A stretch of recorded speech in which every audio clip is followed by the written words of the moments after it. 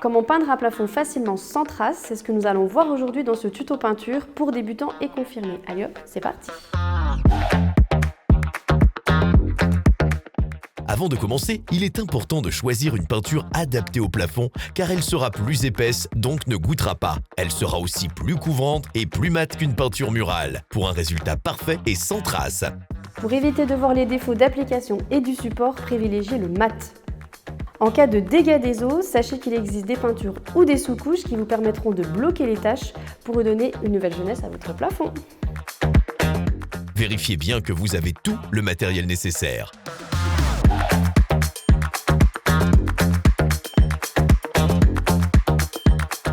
Il est important d'utiliser un rouleau à poil mi-long de qualité, 14 mm pour une meilleure application. Déménagez vos meubles et autres objets qui pourraient vous gêner. Pour les meubles fixes, pensez à les protéger avec une bâche.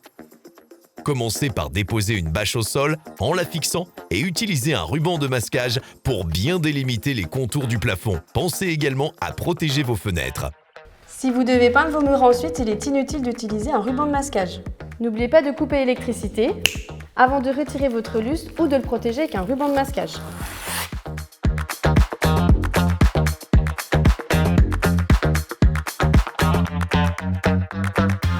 Le lessivage de la surface du plafond est indispensable si vous souhaitez un résultat parfait et une bonne tenue de la peinture, notamment dans les cuisines ou les salles de bain.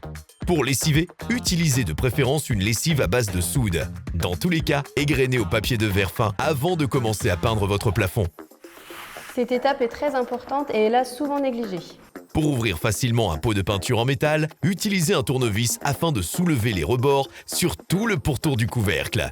Après ouverture du pot, mélangez bien la peinture avec une baguette longue et large en remontant le fond vers la surface. Puis, versez-le dans un bac à peinture. Pour un résultat optimal, travaillez entre 12 et 23 degrés maximum. Attention, au niveau du plafond, la température est supérieure à celle de la pièce de 3 à 4 degrés. Pensez à fermer les portes et fenêtres pour éviter les courants d'air qui accélèrent le séchage et peuvent ainsi laisser des traces. Utilisez un escabeau pour être au plus proche de la zone à peindre. Ainsi, vous pourrez maîtriser votre geste et être plus précis dans vos mouvements. Commencez toujours par un coin avec le pinceau pour dégager les angles. Peignez soigneusement les bords sur 5 à 10 cm.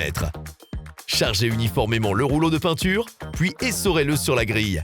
Puis avec le rouleau, appliquez la peinture par couche épaisse sur des carrés de 1 m² environ, de manière à obtenir un rendu homogène dès la première couche. Faites un mouvement en forme de N dans le sens d'entrée de la lumière. Croisez les passes sans recharger le rouleau pour bien répartir la peinture. Égalisez dans le sens de la lumière à nouveau pour affiner le grain et combler les manques. Peignez de manière méthodique et rapide pour ne pas laisser le temps à la peinture de sécher. Si vous êtes à l'aise, vous pouvez également continuer l'application à l'aide d'une perche afin de peindre plus rapidement votre plafond avec des gestes plus amples et un meilleur recul sur votre travail. Et surtout, ne vous arrêtez pas lors de l'application pour éviter les traces de rouleau. Rechargez régulièrement votre rouleau afin de toujours appliquer la peinture en couche épaisse. Ainsi, elle couvrira bien et séchera moins vite pour un résultat sans trace. Continuez la bande dans la largeur de la pièce. Les contours des carrés ne doivent pas être nets et doivent être recouverts lorsqu'ils sont encore humides pour que les zones de chevauchement entre les carrés ne se voient pas après séchage. Laissez maintenant sécher la peinture. Vous trouverez le temps de séchage sur le pot. Si la peinture est déjà sèche, passez un léger trait de cutter au bord du ruban afin de le retirer facilement et proprement. Si vous souhaitez conserver votre rouleau du jour au lendemain, sans avoir à le laver, chargez-le de peinture et enfermez-le dans un sachet hermétique ou du film alimentaire. Une fois la peinture bien sèche, si vous trouvez le rendu parfait, inutile d'appliquer une seconde couche. En revanche, si vous voyez encore de légers défauts, vous pouvez réaliser une couche de finition pour gommer ces imperfections.